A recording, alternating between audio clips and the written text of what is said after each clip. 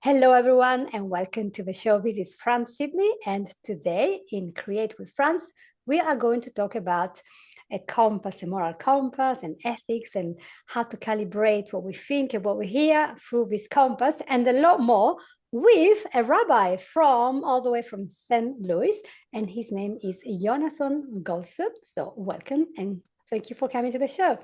It's my pleasure, friends. Thanks for inviting me.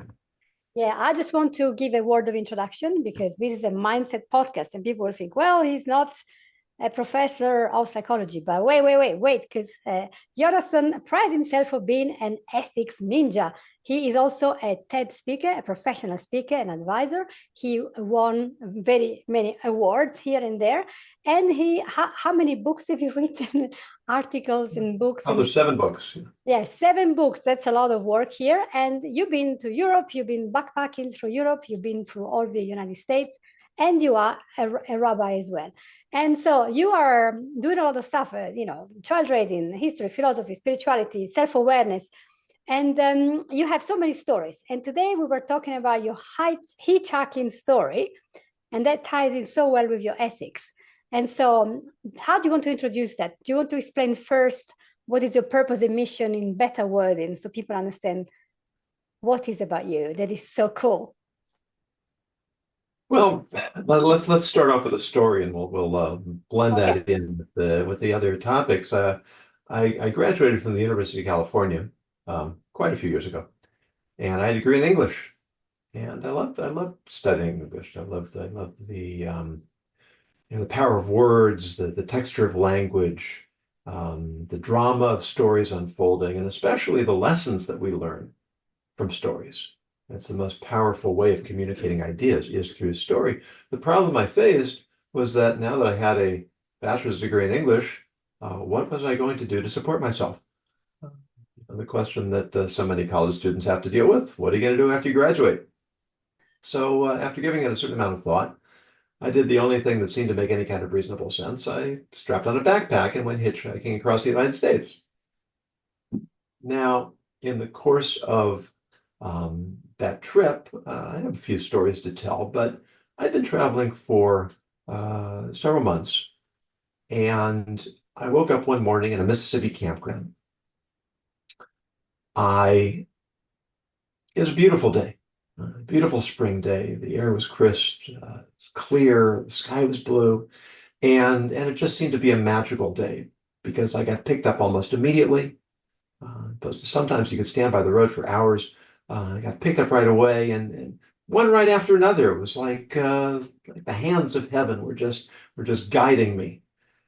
And I was trying to get to a place in Brunswick, Georgia, and it looked like I was going to make it. I got as far as Waycross, Georgia, which was only about 40, 50 miles, maybe less from my destination. And I got stuck. You see, there are 3 rules that you follow as a hitchhiker. Never hitchhike at night. Right? It's dangerous. People can't see you. Never get in a car with more than 2 people. I should say more than 2 men, right? Because you never know who's going to be driving or what they might be up to. And always have a plan for where you're going to spend the night. Well, there I was in Waycross, and I was feeling so good. It was getting towards dusk, but I'd made so much progress that day. I'd gone 400 miles. I just had a little ways more to go. And I figured fate is on my side. So I stood and I waited and I waited. It got darker and darker. Well, I was out in the middle of nowhere, really. There were no motels, no place to go, no campgrounds. So I started walking, and I had my thumb out, and I watched one pickup truck after another going by. And it's, you know, just stop. Let me get in the back of your pickup. You don't even have to let me into the passenger seat. Let me sit in the back. But no, nobody's stopping for me. Hmm. Finally, it's pitch black. There doesn't seem to be any chance. I've got to sleep somewhere. And I'm passing these ranch houses, and they're on these big sprawling pieces of property. like long sweeping front yards, many of them with trees, pine trees, there are pine needles on the ground. I thought, it would be so easy to just put myself in among those trees, put down my sleeping bag, get up first thing in the morning, slip away, nobody would notice. It would be very easy, very simple. Wouldn't be bothering anybody. But then I thought, this is the deep South. Maybe camping out on somebody else's property is not such a great idea. So I finally picked a house at random, walked up the long front walk, knocked on the door. The door opened, a middle-aged man is facing me. I said, sorry to bother you. I'm trying to get to Brunswick, Georgia. I always give people a destination. It gives you credibility. I'm not just a drifter. I'm actually going somewhere. And I got stuck here. I've got no place to stay. I wonder if would it be okay if I just put down my sleeping bag on your property? I'll be gone first thing in the morning. The guy gives me a long look and he says, you could do that, but we have a guest house in the back. You could sleep there if you like. Wow. Well, thank you. That's very kind of you. He led me through his house, opened the door to the guest house, and then he said, it's a good thing you knocked on my door. He said, over on this side, there's an old lady. She's nervous. She's scared of strangers. She keeps a shotgun by the front door. And over on this side, there's a guy who's got a couple of dogs. They attack anything that moves. And he said, help yourself to anything in the fridge. Have a good night. And that was it. Instead of sleeping on the sleeping on the ground, I slept in a bed. There was food in the fridge. Had a nice rest. Left first thing in the morning. Continued in my travels. Now, at the time, what really made the decision for me to ask permission was that I was afraid. I was afraid of the consequences. I was afraid that, it might not turn out well. But, you asked, what is my mission? I went on with my travels. I traveled across Europe. I traveled around the world, really, 1.5 times. I ended up in Israel, and that's where I connected with my Jewish roots. And I became a rabbi. I lived in Israel for 9 years, studying the ancient wisdom that I'd never known of growing up.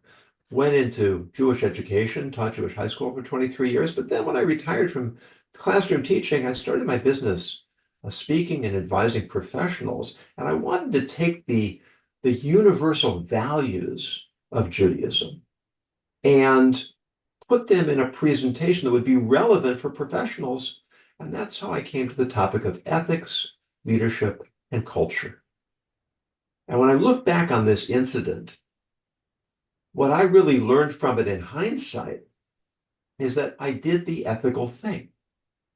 Maybe I wasn't motivated at that time purely by ethics, but I did the ethical thing. I asked permission. Now, I probably could have gotten away with just putting down my sleeping bag and spending that, and it might have worked out fine. But how much better did it turn out for me? Because I did the right thing, because I asked, because I didn't rationalize why it's okay, why it'll be fine, why it's not a problem. Right? When we look at our interactions with other people, and our first thought is, what is my responsibility towards others? As opposed to, what do I want or need or think I deserve from others? In the United States, and now in the world, really, we talk a lot about rights. It's my right to this, that, or the other thing. But if we would talk more about our responsibilities, if I'm being responsible for my conduct towards you, and you're being responsible for your conduct towards me, then our rights are probably going to take care of themselves. And we're all going to come out ahead. Yes. A very important point. Yeah. My freedom ends where your freedom starts. So if I do something that invades something of yours or damages or whatever, because I think I'm just going to think about myself, there will be ethical conclusions that are important to talk about. And the important thing is nowadays ethics seems to be out of fashion, not important. But I always argue that whether you are Christian, spiritualist, atheist, doesn't matter what you believe in, how can you sleep at night knowing that your behavior is hurting somebody else? Yeah, and then that's, I hear that a lot, and it's true in principle. The problem is that if we don't have ethical awareness, if we don't have a finely calibrated moral compass, there are people who sleep just fine and are profoundly unethical. Yes. And that's because our culture, you said ethics isn't fashion. We tend to give lip service to it. Mm. We say we believe in ethics. We want people to do the right thing, but there has to be a certain accountability individually and collectively. Sometimes that accountability gets weaponized. I mean, we talk a lot today about cancel culture. Oh, you said something 15 years ago in a private conversation that comes in now. We're not going to let you have this job. We're not going to let you have this position. We're going to take down your Twitter account and your YouTube. There has to be a certain amount of grace. We make mistakes, we learn, we grow, we improve, we recognize the error of our ways. If we don't have a mature and a sophisticated approach to personal responsibility, there's a give and a take. We're all human beings. We make mistakes. We don't get it right all the time. But if we're willing to learn, if we're willing to let people know they've crossed a line, not just because they're on the other side and we feel we're opposed to them. You look at what goes on in politics. Well, people are willing to forgive anything done by people on their side, and they'll condemn everything done by people on the other side. And it really should be just the opposite. Yeah. Right? Cognitive bias. We should call out our own people for their missteps. Yeah. Because maybe they'll listen to us. Yeah. In fact, if I may interrupt you right there, because I was about to mention politics, although we do not talk about politics here in my podcast at all, because I don't want to take side. Actually, you have no sides as long as they are, doing good. Anything goes for me. But I was reading in Substack your article about why you wouldn't vote for this candidate or this other candidate. No names made here. And it was about ethics and what a king says and how important that is, and how what a king says and does makes a huge difference. And for those who are Latter-day Saints who have read the Book of Mormon, they will know about it, because there is a very famous king there, King Noah, and he was so bad, and he was all about himself and lots of richness and taxes to people, and he was very adulterous and everything. And so the morality went down, the whole nation followed him. And I think historically, you will see that, maybe with Solomon later, but you have so many principles also from the Bible that you can use. I mean, probably from the Old Testament, I assume, but and they are so vital today to realize when we are voting a candidate, looking at his ethics, looking at how a candidate is hiding everything that is done, or are we attacking him for everything he said 20 years ago? Yeah, and it's it comes from this binary thinking, and this is something that I address many, many times. Our brains are lazy. We like to reduce everything to black and white, right and wrong, good and evil, or blue and red if you want to get into politics. And there's this frequent debate about competence versus character. And if you can, we don't need to use the names because everybody's going to know who we're talking about. But if you have a candidate who demonstrates a lack of refinement, a lack of respect for others, and this is just part of this candidate's persona. The candidate might be very competent, might be an extremely good executive. So now I've got a choice. Am I going to vote for the person who's competent, even though he has no character? Hmm. Or am I going to say, well, I'm so opposed to the character that that even competence is no longer an issue for me? We're voting against more than we're voting for. And my argument is you really can't separate competence from character.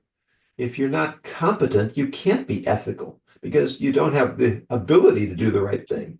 And if you're not ethical, then you're really not competent because even though the actions you're taking might be well thought out and well executed, but you are having such a corrosive effect on the culture that the damage you do over the long term, the intangible damage you do, is going to offset any short-term tangible gains.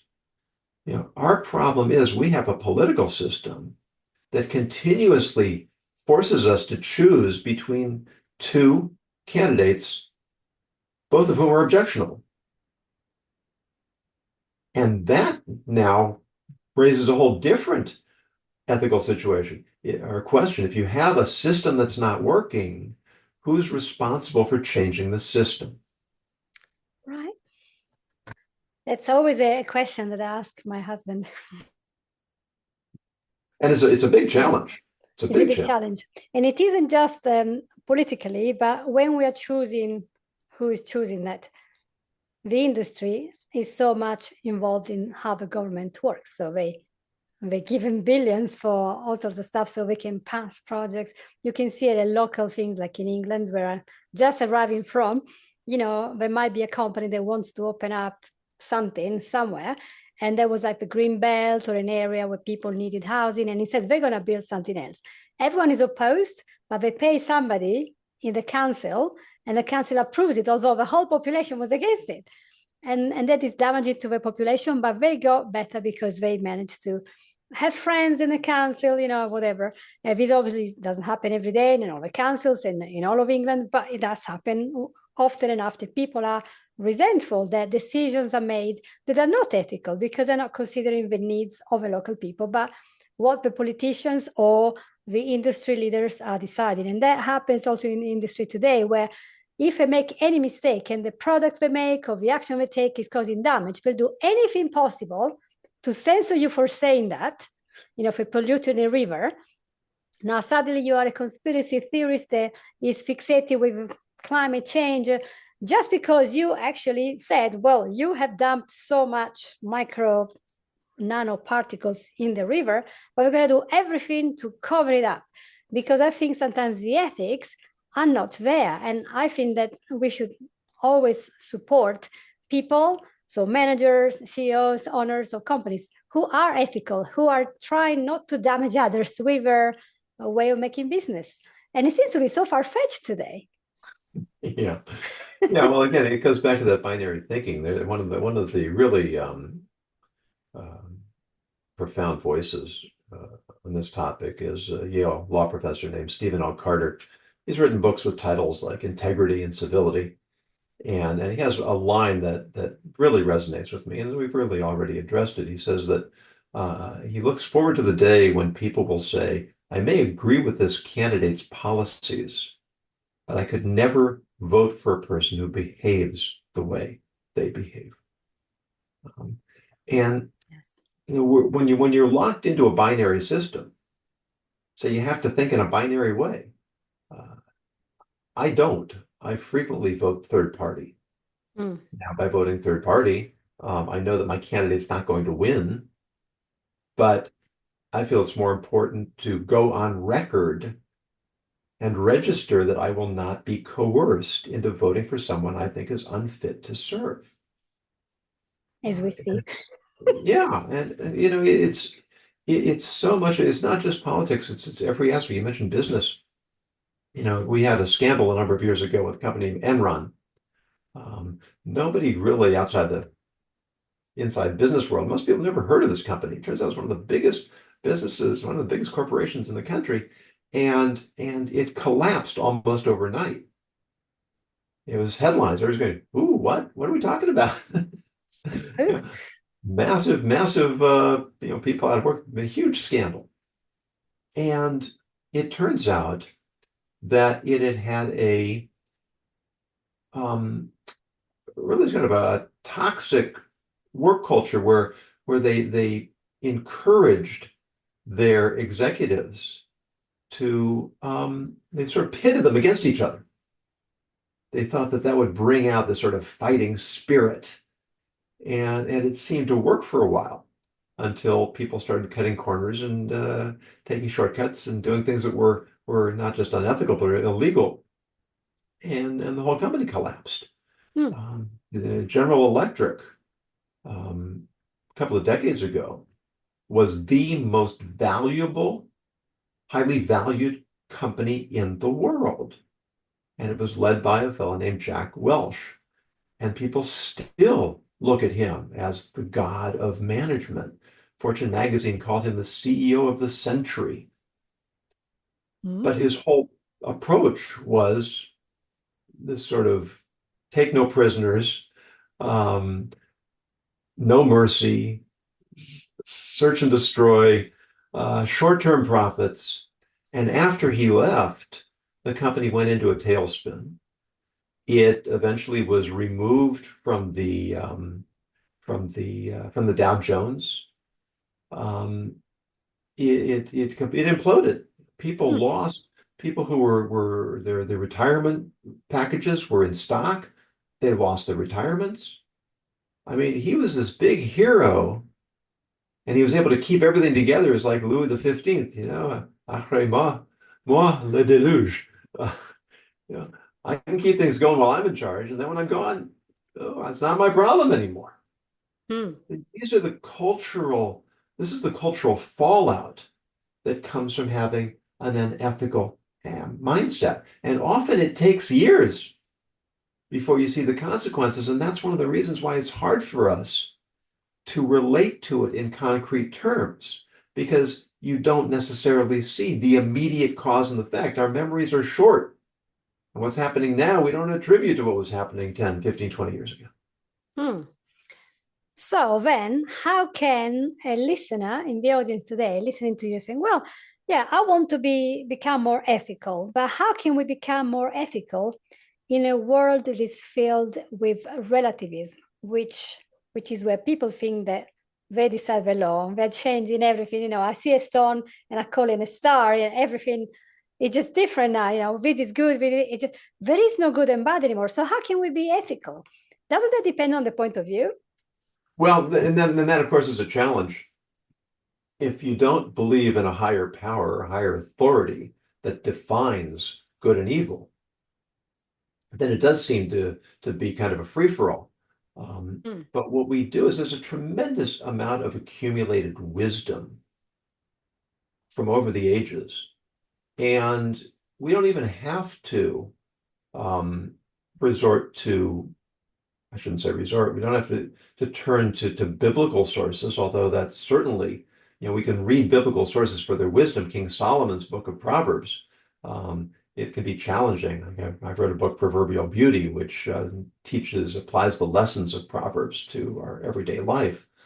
But it's difficult because he speaks in allegory and it's not always clear exactly what he's teaching us. But, Socrates, um, you can read the dialogues of Socrates and you can learn from example the tremendous intellectual integrity that we learn from him. You can learn from more contemporary authorities. Um, Jonathan Haidt is one of the most articulate voices on culture today. And he's someone that is almost universally respected. There's so much classical literature, there are contemporary authorities. We have to expose ourselves to people who don't just tell us what we want to hear. That's easy, especially with the internet, especially with cable. I can just pick the people. And the truth is that the system's against us because, YouTube, TikTok, Instagram, those algorithms, they figure out what we click on and they give us more of it. And they encourage us to just go back to the same points of view again and again and again. We have to have the discipline to listen to points of view opposed to ours, and engage them. Find people to talk to that you don't necessarily agree with them, and actually talk, converse. That means listen. Right? If you tell me something and I immediately try to refute you, we're not going to get very far. If I make the effort to listen and I re-articulate back to you, now this is what I heard you say. Well, now I've actually said it. So I've made more of an acquisition on your thoughts, and I've demonstrated to you that I'm listening. So now you're going to be more willing to listen to me. Now we can actually have a meaningful conversation. With those types of engagements, we can start to develop a list of core values. And it should be a short list, 3, 4, 5.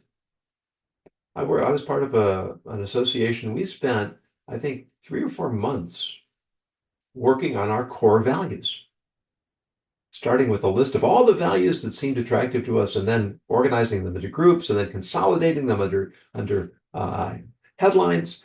And we came out with a list of 5 core values, which we then articulated. It was really determined, diligent work to get there.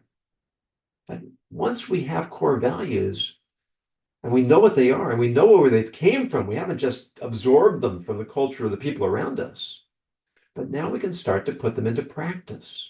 Now we can start to use those values to guide us in our decisions. Now we can find people who are committed to similar values with the confidence that these are authentic values. These are values that are worth investing ourselves in. And we can create, one of the wonderful things about what we're doing right now, we live almost 1,000 miles away from each other.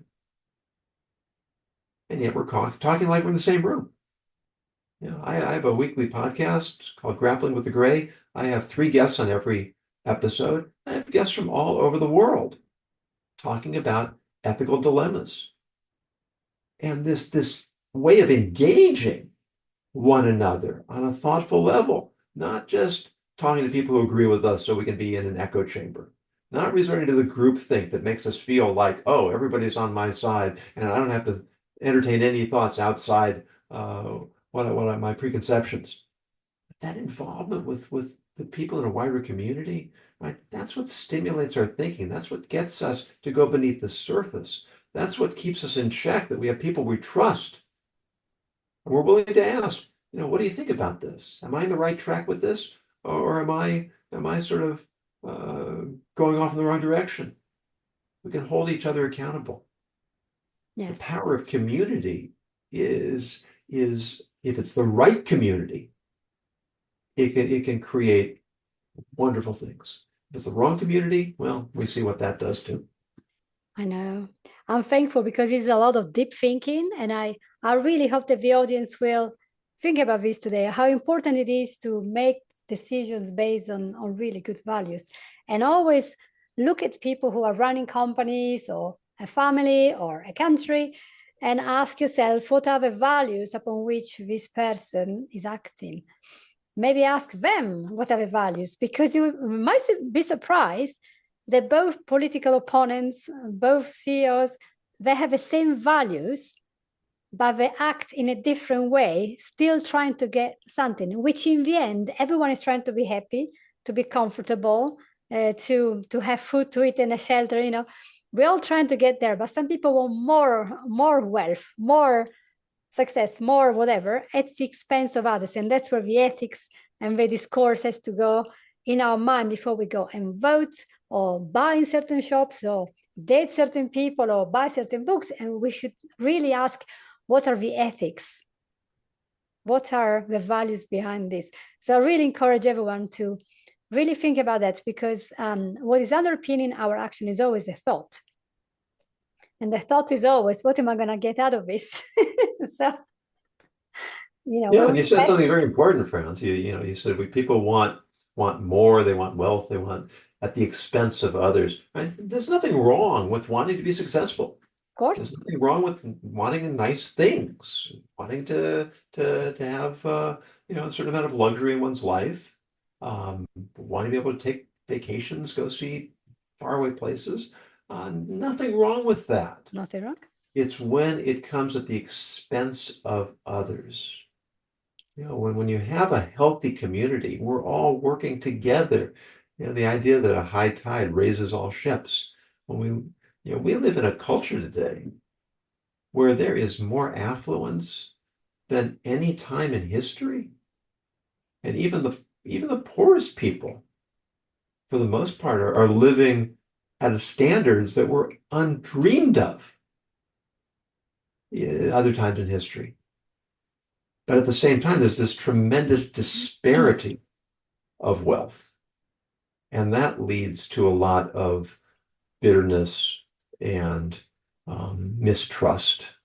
And people feel like others are getting rich off my work and I'm stuck where I am. And when people stop believing in the system, they get cynical.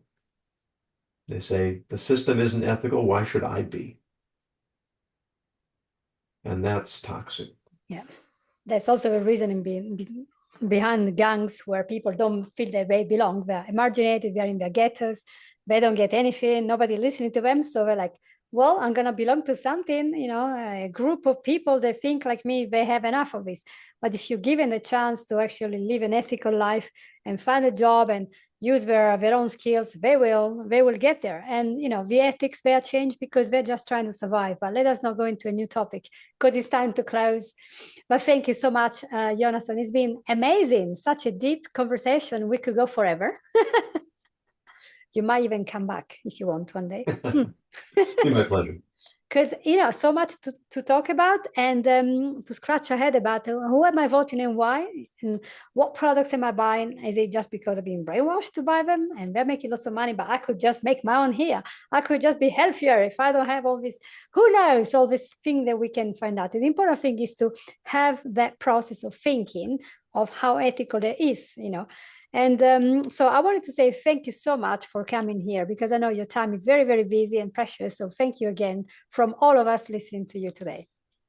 That's my pleasure. These types of conversations we need more of because there's so much Yes. screaming and shouting and ideology in the world that it's the opportunity to think a little more deeply and understand how we can take these ideals and actually turn them into something that's practical in our everyday lives. And I hope that your audience will connect with me on LinkedIn or look me up on my website, which is ethicsninja.com.